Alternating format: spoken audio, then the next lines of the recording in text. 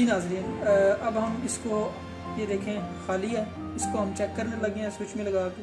खाली है ये, इसको हम लगाते हैं स्विच, इसको बंद करते हैं। और ये अडाप्टर मैंने जो आपको बताया था और ये डाटा केबल इसके साथ जो मैंने कनेक्ट की हुई है, ये देखें। अब मैं इसको कनेक्ट करता हूँ, इधर इन करता हूँ और ये प्ले करते हैं। इसको ज़रा करीब करें, ये देखें आपको इसकी आवाज़ आ रही है।